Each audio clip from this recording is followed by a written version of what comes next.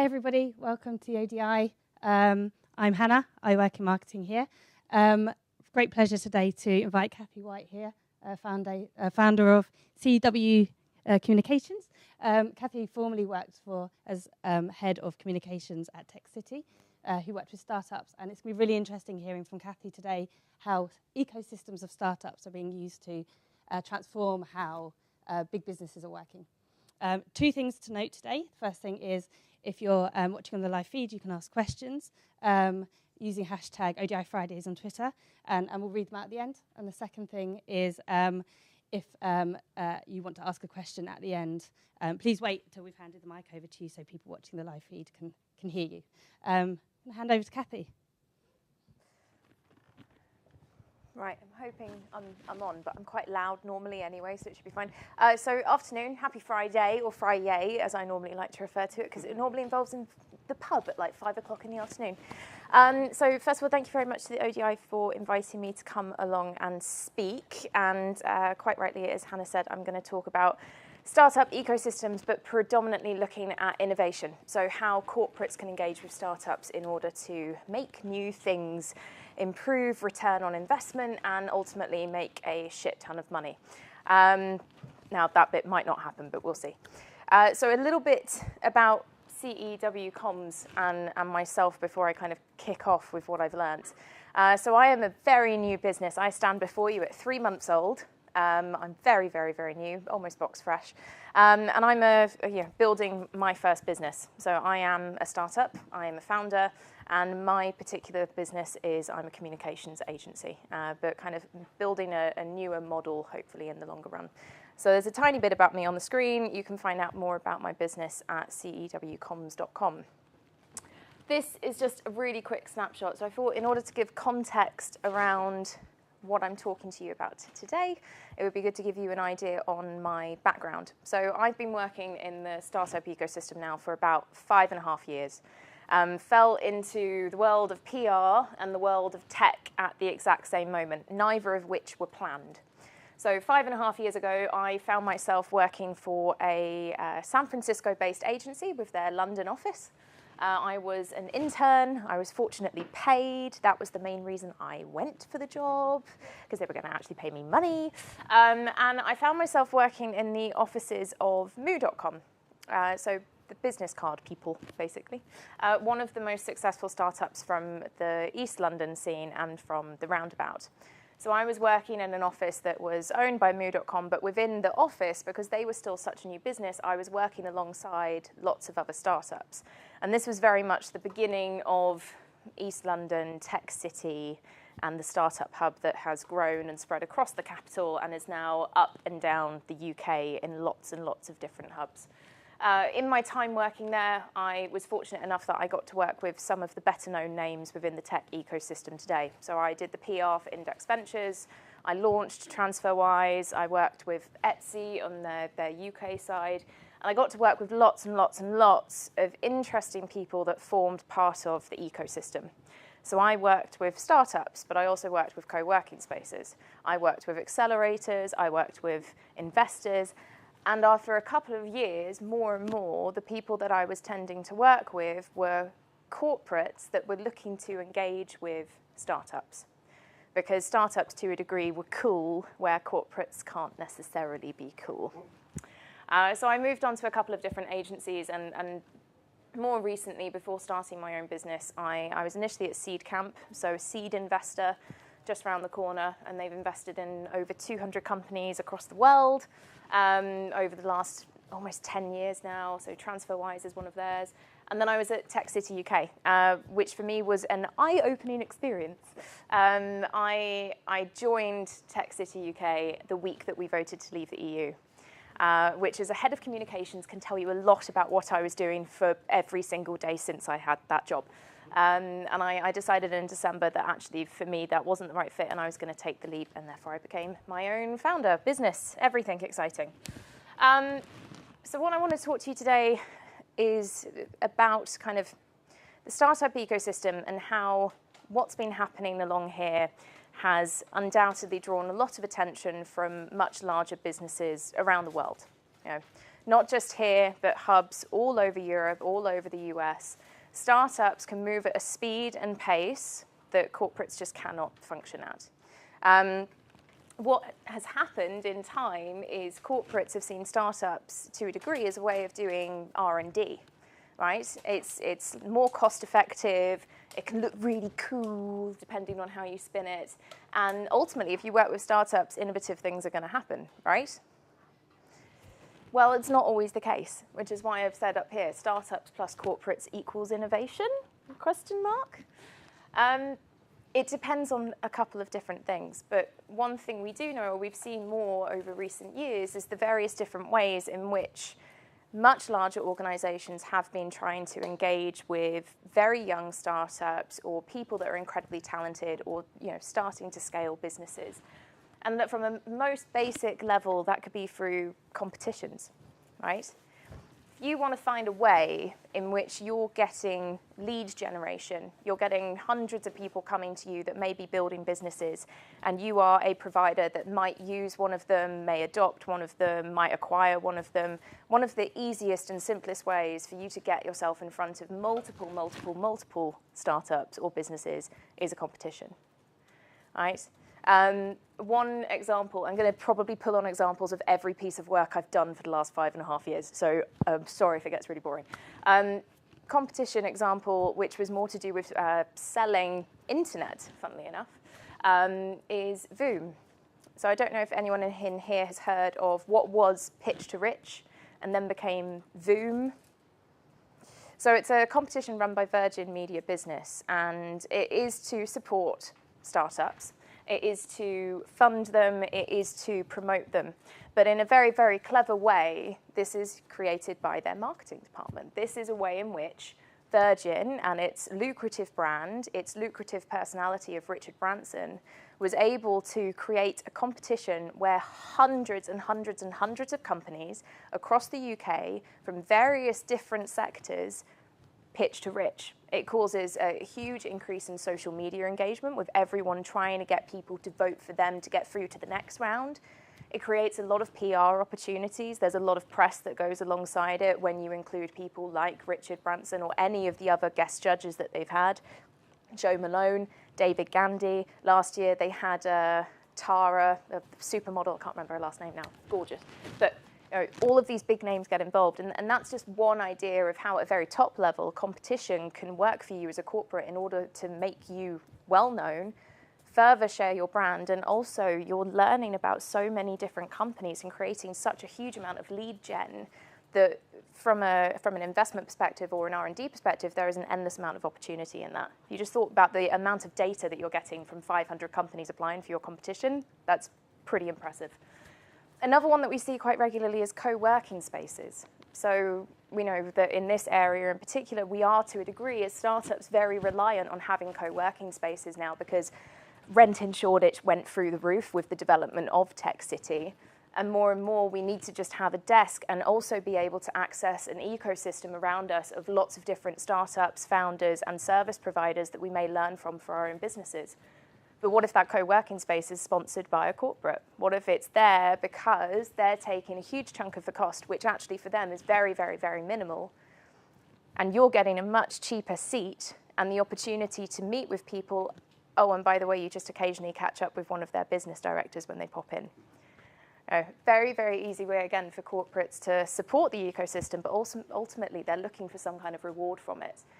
So most recently, and I'll pull this up in a minute on a different slide, but Unilever just announced it was opening a co-working space in Singapore, and the CEO himself went along and endorsed the opening of it because the opportunity for them is so much greater to be working with startups than it is for them to start thinking about innovation within their own business. It's going to be much quicker working with them. The other one is thinking about services in kind.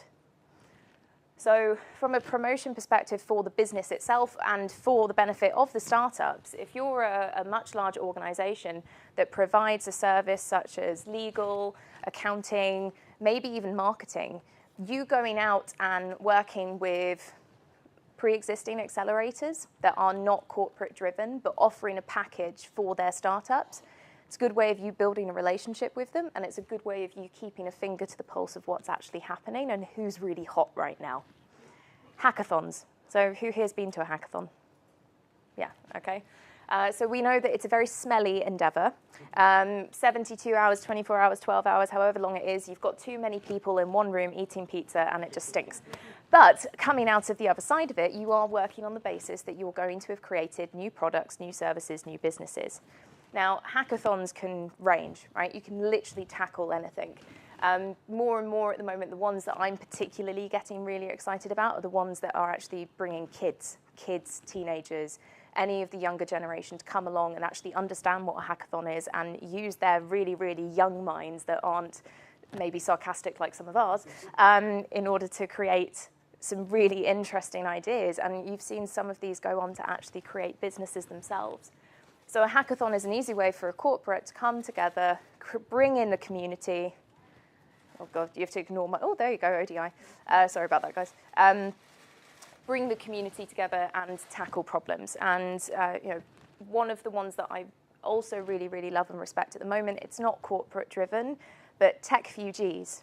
So tech-fugees have been doing a lot of hackathons to actually not solve the refugee crisis, but create products that could actually significantly help the people that are impacted. The other one, incubators and accelerators. So whether you're just having companies come along for some free mentoring and you're not taking equity, or whether you're actually investing and providing them with a lot of stuff, easy way of seeding out the hotter startups from a massive pool of startups and then developing a longer relationship with them. So accelerators aren't new anymore. Accelerators have been around for over 10 years. You go back and you start with Y Combinator from Silicon Valley. You start with Techstars, you start with 500 startups, and then you saw the birth of them over here in Europe with Seedcamp initially kind of pushing that. Now that is an easy way for corporates to invest in startups, have equity in startups, but also work specifically with startups that may provide a service that's relevant to their customer base. So thanks Ursula, you're coming up on my screen as you tweet. It kind of, if I go back 4 years ago, one of the more prominent corporate accelerator programs to come into Europe was Wyra. So Wyra was backed by Telefonica, and one of the key offerings that they had was you weren't just going to get money, space, mentoring, you were going to get access to, in the UK, O2, and O2's customer base, and O2's shops, and O2's data, in order to actually help your business and provide you with opportunities for scale. These guys are taking equity in your business at the same time, so it's a very, very clever way of working together. And then you've got other things like mentoring. There are so many people now that just go out there and use mentoring as a way of meeting the right startups and learning new things. If you're working in a much bigger business, you're not going to be privy to the same amount that we have when we're kind of walking around Shoreditch. Now, I can go into a coffee shop, bump into someone that I last saw 3 months ago, and within half an hour, I've learned 10 new things, and I'm going blah, blah, blah, like this. It might not be to the same degree when you're in a bigger business. So even just offering your skills and finding out more about new startups out there is another great way of doing that. The other thing is just clients. I'll bring up some case studies in a minute, but for a corporate, you can become the client of a startup. You've just got to figure out the way in which that best makes sense for a startup company, because they work very differently to a corporate. And then you've got investment and M&A. So, you can actually have a full investment arm that's just investing in startups and getting a finger on the pulse and actually having equity in stuff that is really, really, really, really driving change and is going to scale. And then mergers and acquisitions. So an easy thing, you see a startup that's doing something cool that's going to work in your business, you've normally got enough money that you can just acquire them. So here's just a few examples of different things I've seen. So I've already mentioned Unilever. So the big thing there is that the CEO is the one that's actually talking about the co-working space. And I'll kind of come on to the point of that in a moment. This is an example of an old client of mine, Geniac, I worked with a couple of years ago. And the Geniac provides a service for small businesses. So whether you're a sole trader, whether you're a team up to 20, Geniac simplifies the way in which you do your legal, your accounting, do your insurance, and even to a degree do some of your HR. So that kind of stuff when you're on your own, and I'm finding this at the moment, it can be hugely time consuming, but they provide a service that makes it much quicker. Now, Geniac received strategic investment from Grant Thornton. So Grant Thornton is not in the big four, but it's kind of the next one down. It's the cooler kid, as it were, in terms of accountancy services. They're a very, very big company, and for them, the opportunity with Geniac is that Geniac's bread and butter is smaller businesses, those businesses that Grant Thornton cannot cater for yet. But Geniac customers who scale may go, okay, well, these guys seem to have a lot of close connections with Grant Thornton, and therefore they'll step up to go into Grant Thornton's customer base. So that was a strategic investment, another example of how you can work with a startup to your own benefit as a corporate. Second Sync is an acquisition. So Second Sync was a company from Bristol. They do kind of social listening. So they would be reading Twitter, reading Facebook to kind of see in real time how people were engaging with different things. So it could be a television show, and in real time they could tell you that 5 minutes through this television show it peaked. People were really interested in this one point. So it's data play. Now, Second Sync, when they began, had a strategic partnership in place with Twitter. And then Second Sync got a strategic partnership in place with Facebook. And they announced it, and that's when I worked with them. And within a couple of months, they had been acquired by Twitter. Because Twitter does not want Facebook to be using what Twitter is using. So they were a client, they were a partnership with Second Sync, and then they acquired them. Again, an example of how you can be working with someone, but working with them on the basis that you're kind of testing them out and you can feel the waters to acquire them later. And then the final one, Wyra. So Houdini was part of Wyra in 2014, 2015. And it was one of their most early success stories. So Houdini was basically it's a way of kind of implementing a queue system in store. So if you're working on the floor within an O2 shop, you know who's next and you're kind of monitoring flow in real time. They implemented that across all of the O2 stores in the UK, which for a startup that's had 50,000 euros of investment, that's huge. So that's just an example, well, many examples, of the different ways in which we're seeing corporates and startups work together within the ecosystem. But the big thing is that I've seen so many examples of it going wrong, and there are many reasons to it. From the corporate perspective, if you're part of a big business, it doesn't take anything for someone on the team to have gone to a conference and seen AI or a robot or a chatbot or a 3D printer and come back and go, oh my God, we should totally get one of these. This is so cool. But why? Like, genuinely, why? I think, we know that startups and everything that's been happening within this particular ecosystem and elsewhere, it's a very, very cool thing, and it's an exciting thing to be a part of. But everything that you do needs to be strategic. There has to be reasoning behind you doing AI, behind you doing VR, behind you getting a chatbot, behind you getting a 3D printer, everything. So one of the things that does need to happen if you're talking about innovation and working with startups is you need to have buy-in at the most senior level within the business. And it's got to be genuine buy-in. We want to work with startups because it will enable us to achieve X.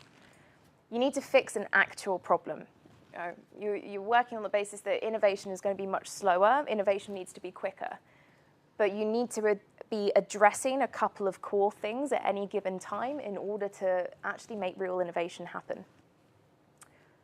It shouldn't be used for PR or marketing purposes. That should be a benefit. That should be something that's celebrated, but that should not be the get-go from the beginning. It shouldn't be that we're going to engage with startups because we'll get some really cool PR out of it. It should be we're going to engage with startups because we're going to get some really good value out of this that's going to seriously benefit our business. Also, it doesn't need to be cool. And that sounds so weird to say, but innovation doesn't have to be we implemented the most latest, coolest piece of technology that everyone's talking about online. It can be the most simplest thing that is just going to make the biggest difference to the business. So there's got to almost be like a sense check of, are we thinking this is a really good return on investment because it involved a chatbot on Facebook? Or because it's going to seriously cut down the amount of time that we're talking to customers when they have a problem and get to a better result. And then you've actually got to think about what the return on investment itself should be. Are you going to put a monetary value to that? Are you going to put a time value on that? Are you going to think about how it may impact your employees or how it makes life better for everyone in the organization? You've got to quantify what you're trying to do with the innovation before the innovation really starts, just to have an idea of how you're actually going to check for success. If we go back to the examples I gave earlier, if you think about co-working spaces or accelerators or incubators, the success is going to take quite a few years before it actually comes through. On accelerators, you're investing in startups on the basis that you may not see a return for 10 years. And that return has got to be a significant amount in order to make up for all of the startups that may inevitably fail, because that's just the way that things work. So you need to think about how you measure that ROI. The big thing is ultimately you need to understand each other.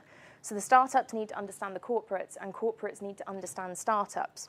And neither should be taking advantage of one another. It should be built on a relationship of trust and transparency that can actually bring around real change.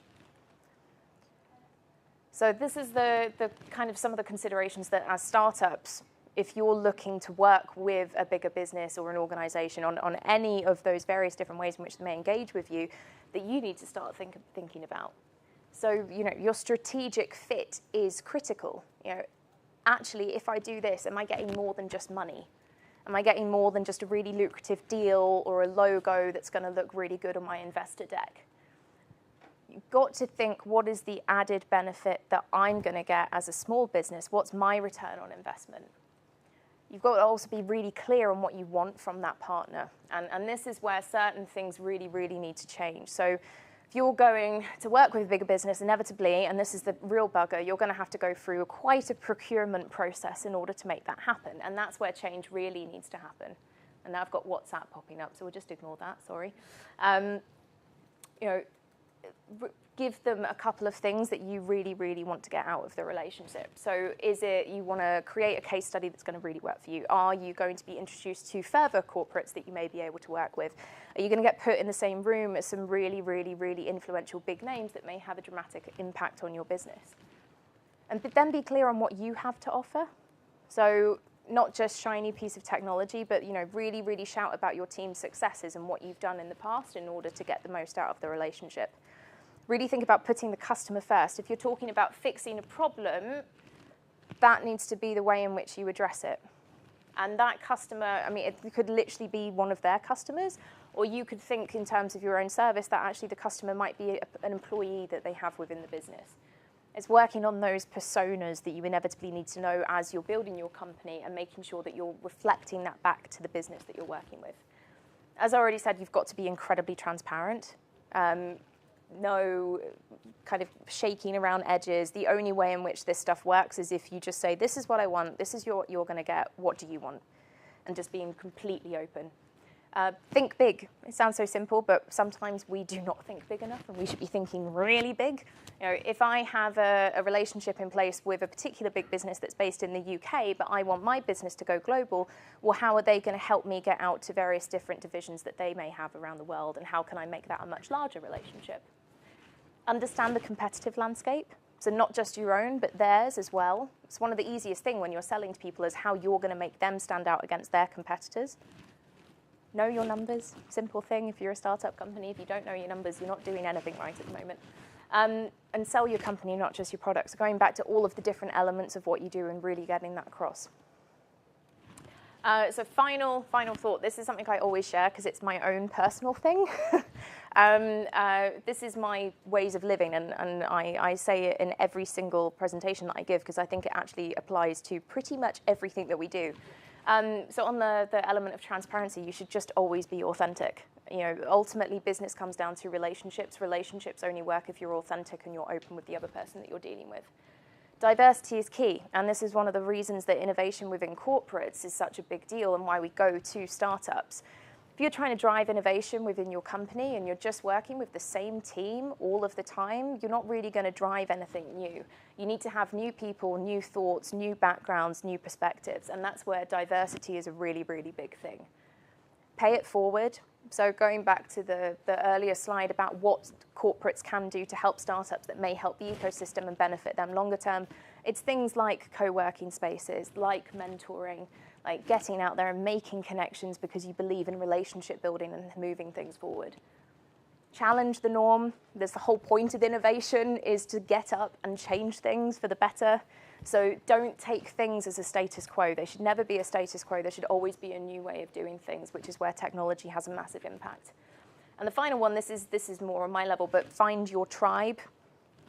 So surround yourself with people that have a similar thinking to you, but will provide those different perspectives. So a kind of a support network. So if, for instance, you're a startup that's going to work with a corporate or big business, talk to other startups that have worked with corporates, with big business. For big business, share your learnings. Like you could be working with someone in a very different sector, but you've learned something from your previous experience. And I think through sharing that information and creating a community around you, you'll drive the most value moving forward. And that's me. So yeah.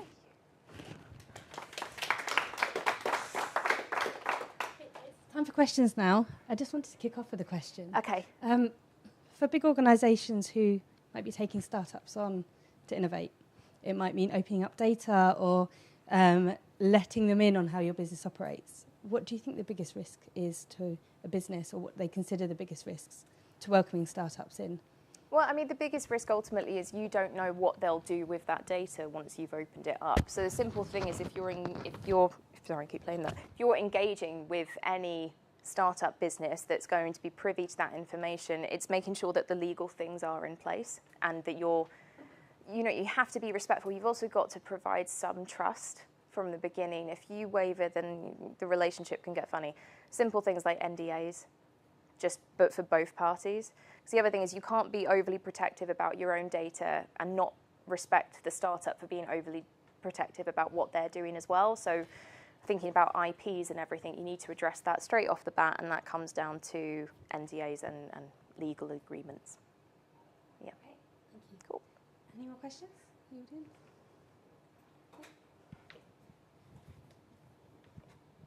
Hi, thanks for that talk. That's all right. One of the issues I see most often within corporates is the excuse, I want to say, of complexity or legacy systems. So even if you have the buy-in from the top, and even if you have a really great fit strategically, the actual doing of implementation is where it just all fizzles out and evaporates. So have you seen any success stories of how that's been overcome that you could share? So I'm not sure about success stories themselves, but one of the things that I have seen from experience. So one issue that can happen with corporate accelerators, so even if you have, say, buy-in at the top level, one of the bigger issues is actually the internal communications challenge for the big business. So say you're working with startups, how do you communicate to a very, very, very large organization about what you're doing, why it's important, and why everyone needs to be playing ball, basically? Each department, each team lead is going to have different priorities set dependent on what's going on. So there needs to be a way of communicating across the board that gets everyone bought into the same thing. That's the only way in terms of kind of legacy systems and everything you can see kind of quicker reaction if it's, top-down approach, but really properly communicated. If that communication does not happen, that's when innovation stops. You need everyone to understand how startups work, have empathy for the way in which that they work, how it's different, and ultimately to buy into the goal of what's going to be achieved versus the other 10 or 12 projects that they might be working on. So the big thing is internal comms for me.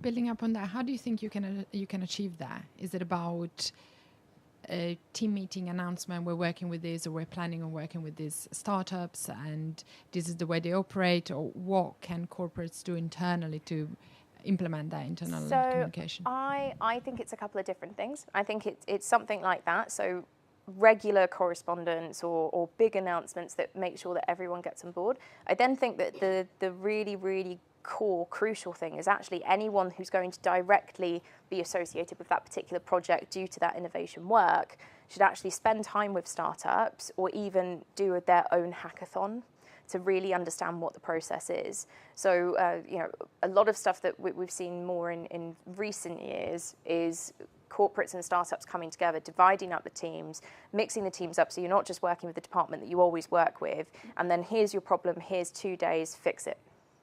Or there's been, so last week I spoke at an event in Bournemouth about immersive technology, and LV was working with Startup Bootcamp on their InsurTech program. And one of the things that LV has been doing is again, on the innovation side of things, they created a lab. They're trying to find new ways in which their technology can significantly impact their business. And one of the things that they've created is they've created a virtual reality experience that is specifically for anyone that sits within their customer call center. So what they wanted is for people within the call center to actually go through the experience of walking through a home, which you wake up in the morning, you walk downstairs and it's flooded. And the reason they wanted to do that was to show empathy to the person that's ultimately going to call you. Because when something like that happens to you, you're not going to walk downstairs and go, oh, shoot, better phone the insurer. Your first reaction is probably going to be very emotional. You're going to be running around trying to find anything of sentiment, figure out what's going on, and then figure out how you can get this water out of your house and what you need to do for the next few days. And they wanted people in the call center to understand that. The last thing you want when you're in that emotional turmoil is to have a phone call with a call center where someone just does not care and does not understand what's going on. And the reason that that particular product for internal purposes came about is because they mixed their teams. So they took someone from the call center, not someone high up in the organization, and got them to tell and work with more senior people to really fully explain, well, this is what happens when I speak to people on the phone, in order to create that. So having innovation labs or hackathons as a way of communicating and getting people to buy into what the startup is ultimately going to help you with is a good way of getting the point across. Any more questions?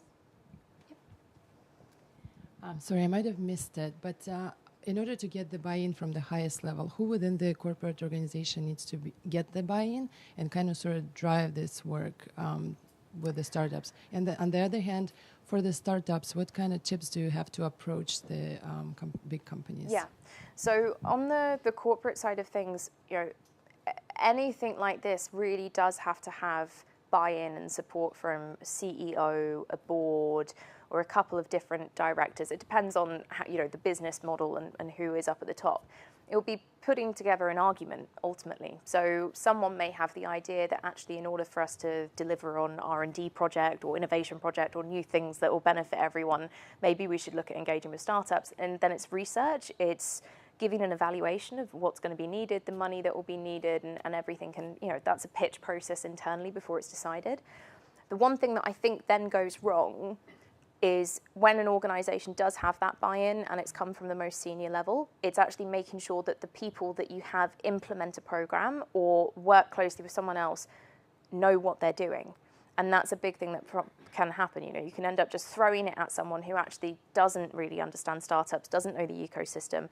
And that's where trying to work with experts is going to be crucial. So there's enough innovation labs around, there's enough consultants that work specifically with corporates on the innovation side of things that you can either have someone come in as a consultant, or you can look around and you invest in the person that's going to drive this for you, and you find the right person to lead it from the beginning.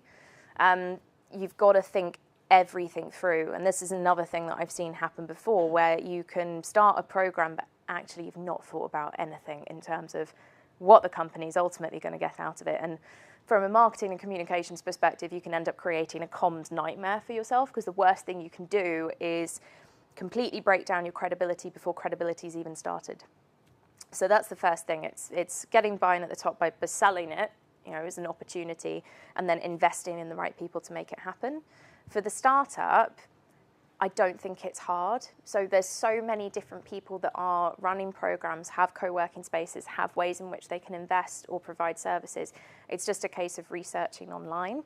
And then it's taking those considerations into account. So, if I ever talk to someone about how they're going to raise investment, I would give the exact same piece of advice as I'm doing now. Find what you're interested in that will be of benefit to you and your business if you're fortunate to become part of it. Put it all in a spreadsheet. figure out what your application process needs to be, whether you need to meet people, what your key selling points are, and then self-evaluate what value you will get from being part of that program, co-working space, or anything. Similar thing if you're looking at investors, have a rolling spreadsheet of who you're talking to, how you're pitching them, what they've invested in previously, and how regularly you're in touch with them. So I don't think it's hard to find them. It's just making sure that actually the ones that you're approaching because you're going to get value. Cool. We've got a question over here.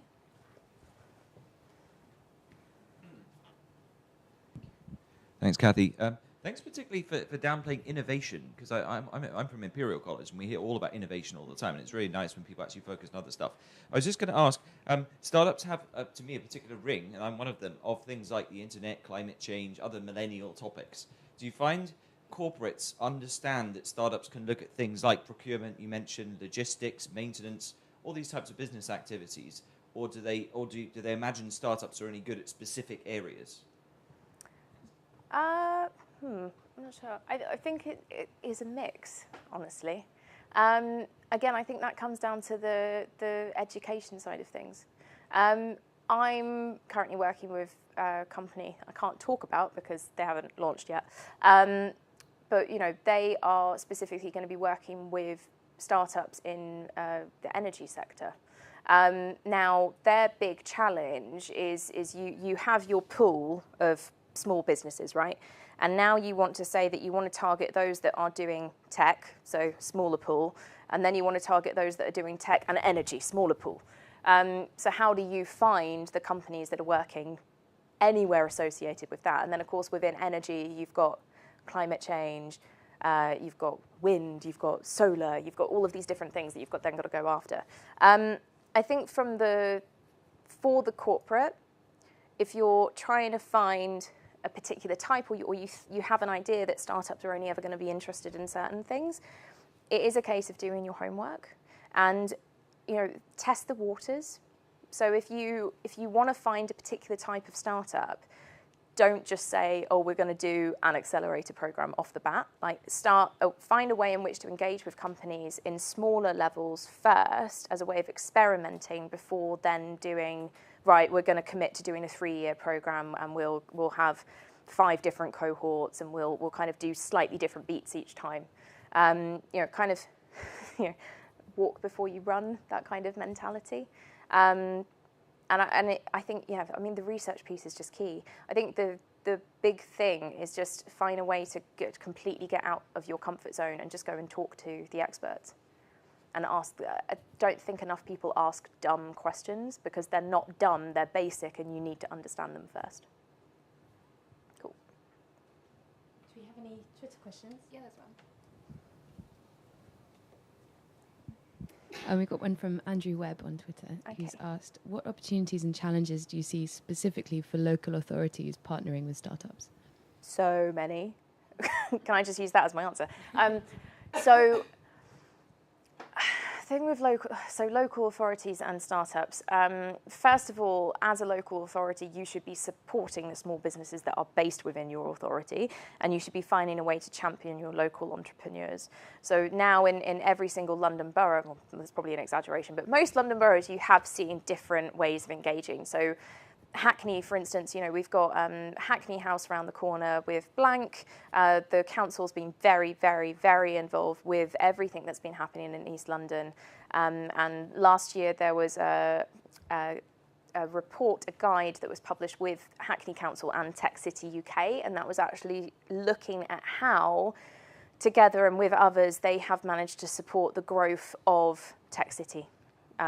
Original Tech City, it's now much bigger than this. So I would say at a base level, it should be how can you support them locally? So whether that's like a little mini trade show, whether it's a little very, very cheap co-working space for entrepreneurs that may be coming from slightly disadvantaged backgrounds but have an amazing idea but don't necessarily have the money or the know-how in order to drive the investment. And then again, you think about the local challenges that you have. I live in Tower Hamlets, and one of the biggest bugbears for me is the amount of rubbish that is on the roads. For some reason, it seems to be London's dirtiest borough, and I don't know why. But you walk around and We just see litter everywhere. And one of the reasons for that is that we have to put our bins out in black bin liners on one particular day, but no closed bin unless you live in a particular property. And for me, that kind of stuff, that feels like a hackathon. That feels like, how can I engage local community, local business, local council in fixing that? And I think that kind of stuff, it does involve technology. If you just look at any, like, I know that the government digital service, parliamentary digital service is spending lots of money and investing lots of time in order to improve services that are available on a national level and better understanding for everyone. But on a local level, I think there needs to be a lot of change in terms of how we work with everyone. Yeah. Any more questions? I've just got one final question. Yeah. What's your favourite example of when a startup has impacted or influenced a business, whether it's to solve a problem or come up with a new idea? Oh, God, that really puts me on the spot. Oh, that's a tough one. What have I seen recently that I've really liked? You know, the ones that automatically spring to mind are actually not big business associated, but it's more kind of problem. So, you know, a couple of years ago when there were floods, there was a hackathon that was organised very quickly locally in order to get entrepreneurs thinking about different ways in which we could monitor water. The other one that I heard about yesterday that I thought was really, really cool. So have you guys heard of Three Beards? So, yeah, so Three Beards, local community group, that they closed down last year after 5 amazing years. And in their journey as a company, one of the offerings that they had was that they were working with big business in order to run hackathons. So they were educating big business on how to work with startups and the tech community, and then ultimately hoping to get kind of a return on investment for them. And a few years back, they actually ran a hackathon with Aviva. And I caught up with one of the beards yesterday, and he told me that actually as a result of the hackathon that they did a couple of years ago, Aviva now have a new tool for their customers, and that tool enables you to be on your phone, and if you're kind of figuring out what's covered in your insurance policy, you can go around your home and you can just take photos of your most valued items. So rather than having to sit there at a computer for ages and write in TV, grand, couch, 1800, bed, and figure all of this out, you can literally just go around, and using the internet and image recognition, it will be able to roughly match what you're taking a photo of and do all of that for you. So, you know, that's as a result of a hackathon, and that saves a lot of pain for customers, and it's a really quick way of collecting a lot of data as well. So I think that's quite a cool one that I've seen recently, or heard of recently. Brilliant. Cool. Sorry for putting you on the spot. That's okay. That's your last question. That's all right. So thanks again, Cathy. We next week have got the Science Museum in, talking about how they're opening up their collections, so please join us then. And let's thank Cathy again. Thank you.